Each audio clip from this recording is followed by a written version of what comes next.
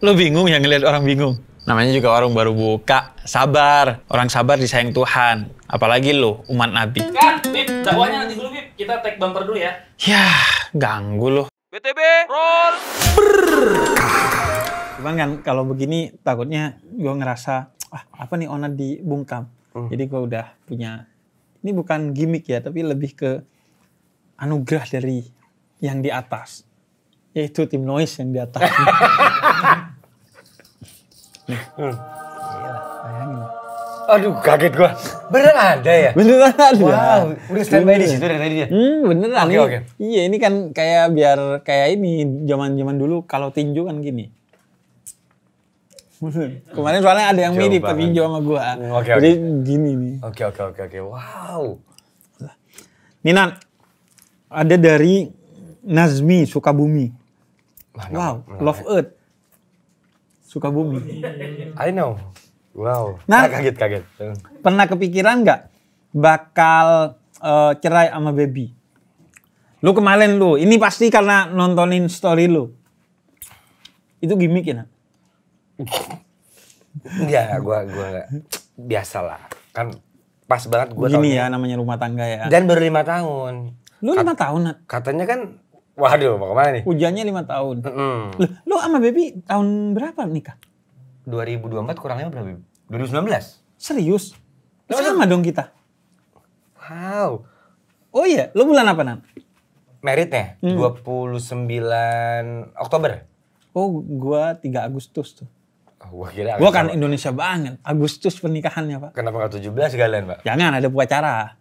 Jadi setelah nikah gua upacara sama bini gua. Iya. Oh iya, lo 2019. 2019, Bib. Oh, berarti lu merit, gue merit ya? Oh iya. Waktu itu belum kenal tapi kita. Ntar lu. Gua tahu sih nontonin lu tapi orang Kristen nih. Enggak, tapi gua gak kenal lu. Kan emang kita gak saling kenal, circle kita terlalu jauh lah. Circle lu Anda gelap, kan gua terang. Nggak, ini nggak apa? Lu yakin nggak bahwa ini akan sejodoh sesurga? Itu biasanya bahasa orang itu sejodoh sesurga. Yakin gua. Lu yakin? Karena waktu gua merit pesan bonyok gua, apapun yang terjadi hadapin aja. Apalagi orang Katolik kan. Betul. Katolik itu kan yang disatukan oleh Tuhan tidak bisa dipisahkan oleh manusia. Jadi kalau ada apa-apa mendingan pergi dulu aja ke rumah, tenangin. Karena kan kalau orang emosi kan suka bodoh. Baru belajar jadi bapak kan, Bi. Oke. Lu cara ininya gimana? Cara healingnya apa, Nan? Ke rumah bonyok gua. Oh, ke rumah bonyok lu. Emang nyokap gua nitip kalau berantem daripada mukul-mukul pintu, aduh, udah pulang aja ke sini, ntar 2 hari balik lagi. Oh, jadi karena kalau ke rumah teman pasti Anda aneh-aneh. Iya. Itu nyokap gue aneh-aneh atau ini juga, Nat, atau temen ngasih masukan yang aneh-aneh kan. Iya. Karena kan kalau orang tua pasti sayang sama kita kan. Iya, mending pulang aja kalau udah bentak-bentakan, mending udahan dulu aja hari itu. Lu biasanya lu yang pulang terus baby tetap di rumah atau dua-duanya pulang? Gue yang balik. Oh, lu yang balik. Karena baby kan dari Sulawesi dia. Jauh dia. Oh iya, jauh pulangnya. Iya, beli tiket dulu. Ras, ini ada dari Eka Sidoarjo nih. Iya. Bib, coba tanyain Ras Muhammad, berada di lingkungan reggae, pernah kepikiran untuk pindah agama atau apa agama-agama yang apa reggae itu kan? Katanya agamanya reggae man tuh kan apa kayak Bob Marley gitu. Itu lebih. Terus apa Rastafari itu kayak udah jadi agama katanya.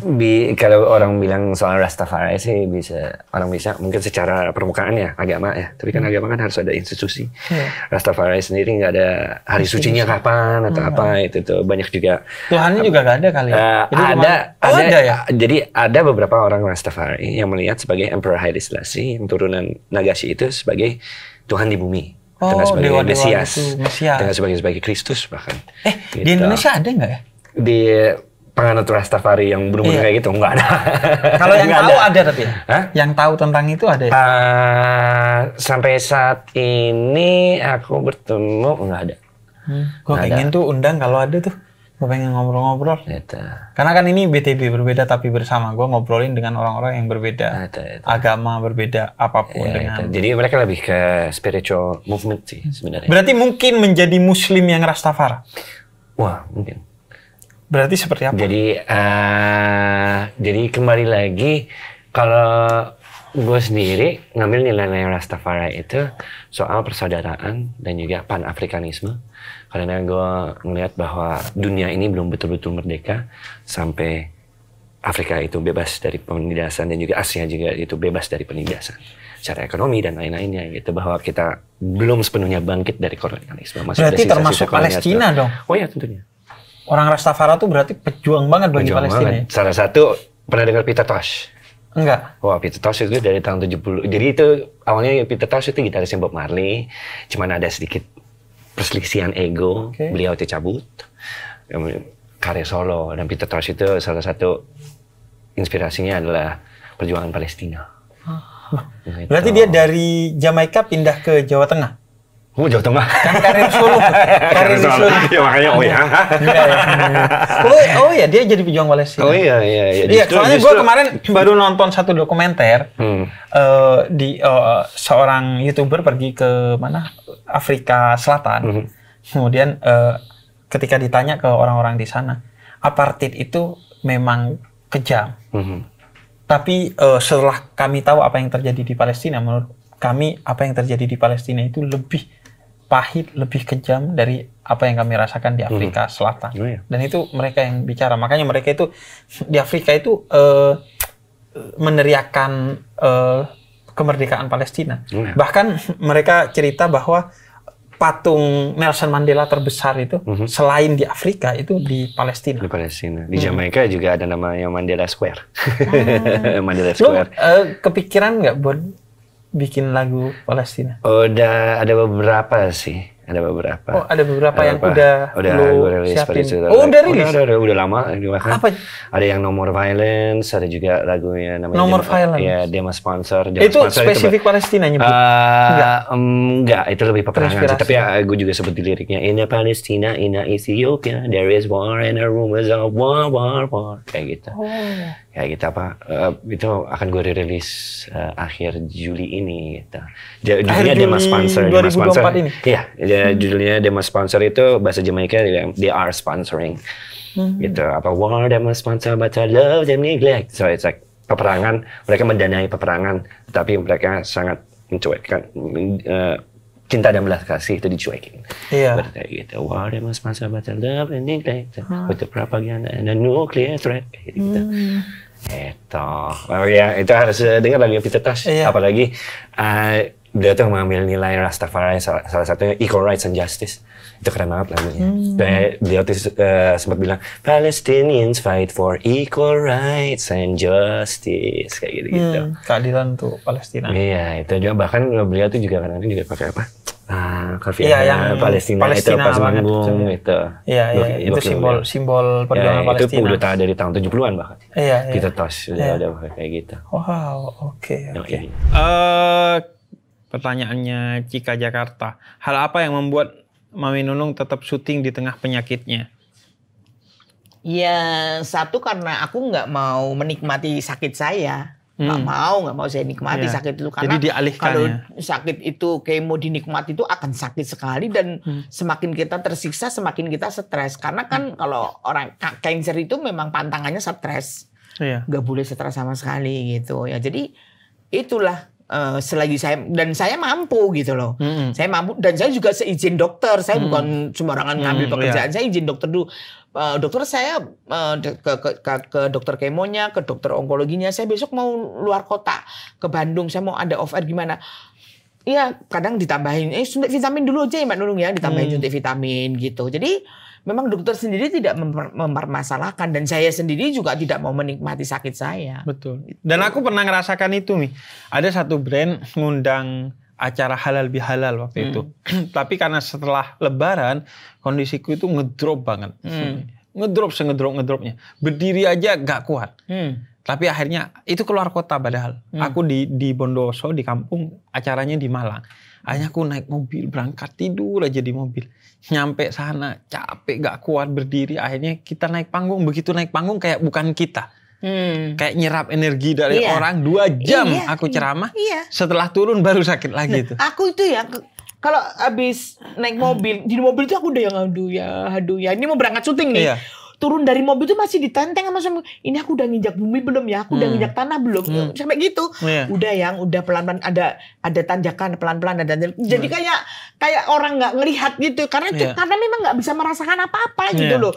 Tapi pada saat saya udah ngadep kamera, ketemu teman-teman kerja, itu kayak hilang semua. Saya lari ke sana, nganggung ya, nggak terasa semua. Meskipun nanti pulang syuting, aduh lagi. Tapi kan udah subuh gitu ya. Kalau pas lagi sahur-sahur gitu, udah subuh, udah ngantuk banget kan, udah tidur gitu. Jadi malah itu jadi obat tambahan ini, jadi energi. Bib, kalau gua ini dari Yoga di Bandung. Bib, kalau gua ke Yayasan Yatim Piatu bareng keluarga besar, dihitung sombong apa enggak? Balik lagi ke niatnya ya. Yang jelas pelit kalau lo bareng keluarga besar tapi nyumbangnya dikit. Apalagi foto-fotonya banyak. Apalagi nyuruh ibu pantinya yang moto. Apalagi pakai ada drama angle kanan angle kiri gitu. Angle gua di sini angle, padahal nyumbangnya cuma beras sekilo tuh. Tapi udah pasti pelit tuh. Gini, boleh nggak kalau seandainya kita nyumbang tapi kita foto, kita kasih tahu, kita post di story, post di feed? Itu di Al-Quran dibahas. Intubdus shadaqati fani'imah ya. Kalau kamu mempertontonkan sedekahmu nggak apa-apa. Tapi kalau sekiranya dengan mempertontonkan kamu akan ria, ingin dipuji oleh orang lain, maka sembunyi-sembunyi itu jauh lebih baik. Bahkan ada beberapa hal dari sedekah itu yang wajib untuk dipertontonkan. Misalnya kalau lo ngumpulin donasi untuk seseorang, maka ketika disalurkan harus difoto sebagai bentuk pertanggungjawaban lo ke lembaga lo atau ke orang-orang yang menyumbang. Atau untuk lo menambah kadar sedekah lo, sedekah makanan tapi difoto agar kemudian di-share di media sosial sehingga orang-orang ikut juga terdistraksi untuk ikut membantu dan ikut bersedekah. Maka itu tambahan sedekah bagi kita. Jadi ria itu suasana hati, makanya kita hati-hati dan jangan sembarang hati untuk nuduh orang ria. Nah, kalau kayak kita seorang muslim, apakah kita harus sedekah sesama muslim aja atau sama non-muslim pun juga boleh? Enggak, jangankan dengan non-muslim. Bahkan di dalam Al-Quran, itu kita diajarkan untuk bersedekah kepada tawanan perang. Artinya dia bukan hanya non-muslim, tapi orang yang memusuhi Islam. Mereka harus diperlakukan dengan baik dan kita boleh bersedekah kepada mereka. Itu juga merujuk kepada hadis Nabi yang mengatakan bahwa semua yang bernyawa itu berhak atas sedekah kita. Jadi sedekah ke hewan, ke tanaman, termasuk ke manusia yang berbeda agama dengan kita. Bahkan Nabi Ibrahim pernah ditegur sama Allah karena dia tidak mau ngasih makan seseorang lantaran dia tidak menyembah Allah. Padahal kata Allah, dia itu saya biarkan sampai hidup puluhan tahun, tetap saya kasih makan padahal gak nyembah saya. Karena memang seharusnya begitu. Kita menebarkan cinta kepada siapa saja. Justru dengan begitu dia akan kenal Islam. Mungkin dia gak jadi masuk Islam, tapi paling tidak dia tahu bahwa Islam itu agama yang penuh cinta kepada yang berbeda. Gitu. Slim. Ya, Beb. Ini dari Jalu di Bangka. Bib bilangin ke Muslim, kenapa di konten Clash of Mutant Idris dicurangin terus? Idris tuh yang mana sih? Idris tuh yang FPS 3 dia, jadi apa FPS? Pingnya 1000. Kalau yang gitu deh. Nah, itu dia maksudnya itu FPS. Itu paling lucu kayaknya ya. Slow mo dia. Oh, itu bukan di editing. Bukan. Dikira nurunin FPS, itu asli Beb, itu Beb. Oh, kita nggak nyurangin ya, karena dia memang kita kan butuh cepet-cepetan Beb. Dia memang agak lambat-lambatin diri dia kadang-kadang. Dia apa ininya Sim? Speknya? Speknya dia ya tadi modem kalau hujan kan lemot. Oh, dia lemot. Iya, bukan lemot, juga sih. Fisiknya dia yang tapi kalau ininya pintar. Ngelek. Pikirannya normal dia, cuma dia fisiknya jalannya ya? yang Sim, itu dari semua mutan itu gak ada yang kerja.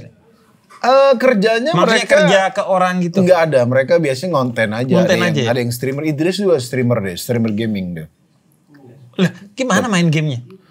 Dia bahkan kidal dan gamenya game susah. Nah itu aku nggak tahu, mungkin ya tadi kelebihan dari yang Maha Kuasa. Tapi dia ngomongnya banyak yang nanya itu Idris lagi sakratul maut ya Bang.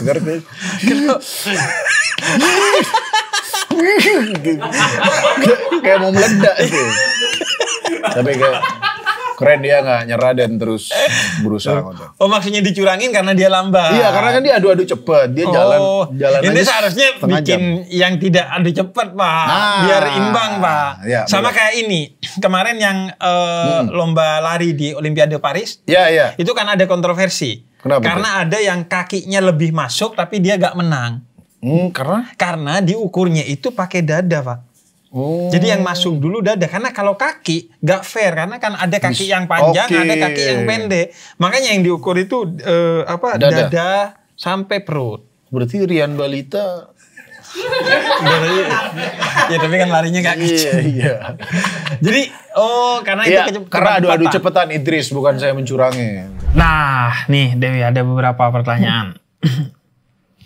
Ini yang sebenarnya sempat kita bahas sih tadi. Dari Mariana di Cikampek. Mau nanya ke Mbak Dewi, apa rasanya pas cium tangan paus? Kamu jadi salaman doang atau sampai cium? Tapi saya genggam tangannya Beb, nggak sampai cium Beb. Bener nggak? Kemarin aku baca di mana ya? Katanya paus itu kalau salaman dengan orang itu lama gitu. Artinya bukan langsung salaman lepas. Iya biasanya seperti itu Beb. Tapi saya pernah lihat di salah satu video. Jadi itu ada dicium gitu kan tangannya, tapi itu kayaknya sampai kena lidah, jadi langsung ditarik sama beliau. Gitu, iya. Jadi yang penting kan kita tahu aja lah salamannya jangan yang berlebihan. Betul. Itu yang mengingatkan saya kepada salah satu akhlak Nabi Muhammad, itu kalau bersalaman, beliau tidak pernah terlebih dulu melepaskan tangannya kepada orang yang bersalaman dengan beliau sebagai bentuk akhlak beliau. Walaupun kalau sekarang agak susah ya, kalau tokoh seperti paus terus bertahan terus ya gak ada habisnya lah. Dia terus-terusan tuh megang. Tapi konon memberikan waktu untuk orang yang bersalaman merasakan. Betul, ya. Bahkan kalau ada misalnya yang diajak salaman nih mau ngomong tuh beliau dengerin loh. Oke. Kayak gitu Beb. Oke. Dan itu selalu diikuti penerjemah nggak? Kalau pas saya di Vatikan nggak yang ngikutin pengawal yang bawa, misal kayak bawa minum kayak gitu. Beb. Oh gitu, oke. Mungkin asumsinya kalau orang yang datang ke Vatikan tuh mengerti bahasa Italia atau bahasa Inggris mungkin seperti itu ya Beb. Iya. Iya, mic-nya belum turun nih. Nih. Ya. Dibungkam. Kenapa saya lupa? Karena ini cuman gimmick. Dan ini juga ya, mungkin gue juga perlu jelasin bahwa dalam Ahlus Sunnah wal Jamaah beberapa madhab fikih itu memperbolehkan seorang yang bukan mahram untuk bersalaman dengan seorang yang sudah tua, apalagi di sana kalau ada perkara-perkara yang penting untuk syiar agama Islam. Dengan syarat memang tidak akan terjadi fitnah dan tidak ada syahwat gitu. Itu sih saya juga soal jabat tangan ya Bib. Dulu kan ada juga yang mengkritik kok jabat tangan dengan bukan mahram dan sebagainya. Tapi kalau saya pribadi itu berpendapat setiap larangan itu kan pasti ada alasan ya Bib. Gak mungkin tiba-tiba dilarang gitu. Jadi misalnya berjabat tangan itu kan gak boleh pasti ada kekhawatiran ya, dikhawatirkan misal habis berjabat tangan ada syahwat terus tindakan yang tidak diinginkan. Tapi kan ketika saya berjabat tangan dengan paus itu kan saya nggak mungkin diapa-apain gitu. Betul. Apalagi di tempat umum ya. Umum gitu kan. Iya. Jadi saya pikir ya nggak apa-apa orang saya nggak. Betul. Gitu kan. Dan nggak ada intensitas syahwat juga kan. Betul. Apalagi di dalamnya ada nilai toleransi, ada nilai dakwah, ada kemaslahatan. Sehingga memang dalam beberapa madhab itu diperbolehkan. Karena posisinya paus ya. Waktu itu umur 80 sekian udah juga kan. Sekarang 87 berarti 5 tahun yang lalu masih 82-an. Iya 82, orang yang sudah tua lah. Dan apalagi paus kan. Iya dan udah melepaskan memang sudah gak nikah kan. Jadi udah jauh lah dari hal kayak gitu. Iya dan memang gak nikah kan, gak boleh nikah paus tuh. Terakhir nih Mbak Tejo. Dari Hernanda di Jambi. Oh Jambi. Mbak Tejo, saya benci banget sama ayah saya karena gak nafkahin keluarga. Jambi itu daerahnya Duku, kalau nggak salah. Tapi yang dapat nama Palembang. Oh iya. Oke, serius. Iya, sama kayak ini. Dika Ambon dari Medan. Blok Medan di Maluku Utara, minyak itu kan? Itu ada Blok Medan di Oh Maluku. enggak, ini dari Medan. Ini Bika. Ini Bika soal Bika Ambon. apa soal minyak? Soal Bika Ambon. tambang, Bika. bukan? Enggak, bukan. Ada kan di Maluku Utara itu Blok Medan. Enggak, istilahnya. kalau tambang kan saya Habib bukan NU atau Muhammadiyah. Oke. Nah, Mbak, saya benci ayah saya karena gak nafkain saya beserta ibunya sampai ibu saya meninggal. Bolehkah saya kemudian marah kepada dia? Wah, ini pertanyaan agama ya, Habib yang lebih bisa jawab.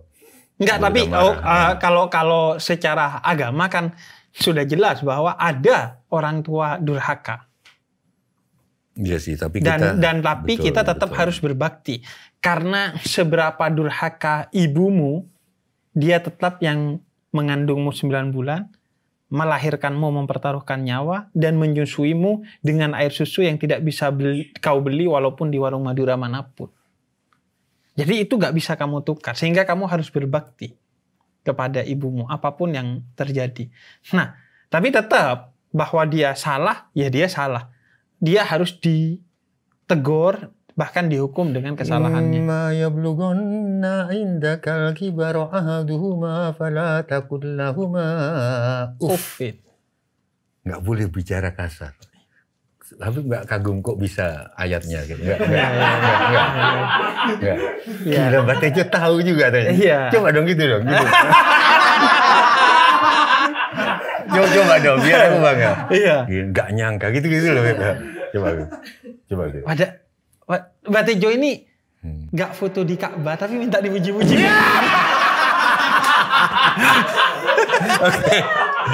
Iya. Maksudnya Yang Pak, penting gini nggak- Pak, yang penting nggak itu kalau kasar. secara agama, tapi secara kebudayaan, Pak, apakah etis kalau kita marah kepada orang tua kita? Sebagai apa dan sebagai apa dulu? Sebagai anak kepada orang tua, Tidak bisa. kenapa? Tetap harus nyembah. Aku nggak tahu contohnya gini. Kalau di wayang itu, Beb, ada namanya Gatut Kaca. Ini ketemu sama Adipati Karna di Perang Baratayuda. Adipati Karna sebagai Panglima Kurawa, Gatut Kaca Panglima Pandawa. Ini perang. Oke? Yang ingin aku ceritakan, setiap kali Gatut Kaca itu punya kesaktian di hantamannya itu. Seperti gunung, pukulannya Brajamusti dan Brajalamatan di sini. Setiap kali sebelum mukul dia nyembah dulu. Terus baru pukul. Sebagai anak ke Pak D-nya. Adipati Karna ini Pak D-nya. Iya. Kakak kandung dari Pandawa yang dia menyeberang. Saya nyembah, tapi sebagai sesama panglima, dia ngantem. Itu sama kayak aku. Kalau ada orang yang ngata-ngatain aku di medsos, aku blokir dia. Orang bilang, loh bukannya memutus silaturahmi. Enggak, justru aku blokir dia karena silaturahmi. Karena aku ingin tetap silah, terhubung, rahim, cintaku kepada dia, aku blokir dia. Agar aku tidak marah kepada dia karena dia ngata-ngatain aku, dan agar dia tidak terus berdosa karena terus memfitnah aku. Jadi aku blokir. Oke. Jadi makanya aku selalu bilang, kamu kalau sekiranya dekat dengan orang tuamu, itu akan membuat hubungan cintamu terganggu kepada orang tuamu. Hijrahlah, pergilah. Mencari ilmu, mencari pekerjaan di luar. Tapi yang penting hatimu harus tetap di rumahmu. Mencintai orang tuamu. Enggak yang kasus Erna tadi? Sama, Erna Kan tergantung. enggak dinafkahi. Iya. Tetap bagi aku, sebagai anak dan orang tua pun, tetap Erna boleh marah, tapi outputnya sesuatu yang positif. Karena orang tuanya telah durhaka. Dan itulah hazanah Indonesia yang masih kurang menurutku. Seharusnya bukan hanya ada kisah Malin Kundang tentang seorang anak yang durhaka kepada orang tuanya. Ada kisah Kundang Malin tuh. Orang tua yang durhaka kepada anaknya seharusnya. Iya. Nah itu jokes bapak-bapak tuh, Pak. Enggak, tapi soal Malin Kundang, kan ada anak durhaka, tapi konsep orang tua durhaka kok kurang. Iya itu dia. Saya pernah pentaskan, Beb, tahun 90-an kalau nggak salah. Waktu itu saya masih rajin mendongeng ke taman kanak-kanak. Suatu hari saya di taman kanak-kanak di Bintaro, itu ada hampir 300-an, 290 berapa anak-anak. Saya ceritain tentang Malin Kundang. Oke. Saya siap endingnya, saya siapin 2 alternatif. Malin Kundang yang dikutuk atau ibunya yang dikutuk. Iya. Tapi di awalnya saya kasih fair, Beb. Saya kasih fair bahwa Malin Kundang ini dimanjain. Gitu loh. Saudaranya yang lain habis makan selalu cuci piring sendiri. Malin Kundang ini enggak. Pokoknya dia dimanja lah sama ibunya, bla bla bla. Tanpa. Nah, anak-anak, sekarang saya kasih pilihan. Siapa yang harus dikutuk? Dari 296 itu hanya 8 yang nggak angkat tangan. Yang angkat tangan, ibunya yang harus dikutuk. Akhirnya endingnya ibunya yang saya kutuk jadi batu. Jadi batu. Karena dia memanjakan. Malin Kundang nggak akan begitu kalau nggak dimanjakan. Iya. Ini memang perubahan-perubahan tata nilai harus, aku setuju. Kenapa kok anak durhaka, orang tua durhaka kok jarang di... Dan diantaranya Pak ya, ini pertanyaan generasi milenial dan Gen Z. Kenapa dikutuknya jadi batu? Kok gak permata? Kalau permata kan lumayan. Iya kan? Menarik. Seharusnya, ibunya itu seharusnya mengutuk, jadilah kamu batu permata. Setelah itu potong-potong dia jual. Betul. Berarti ini kemungkinan bukan Malin Kundang ya? Karena kan permata kan? Iya. Ini tirus. Tirus. Gak mungkin dari Malin Kundang. Gak mungkin. Oke. Gak enak juga dikutuk jadi batu ya? Iya. Udah dikutuk, gak ada gunanya lagi. Aku kutuk kamu jadi batu permata. Seharusnya jadi emas. Atau aku kutuk kamu jadi batu bara. Wah, supaya mempersatukan. Boleh beda kunut, yang penting satu tambang.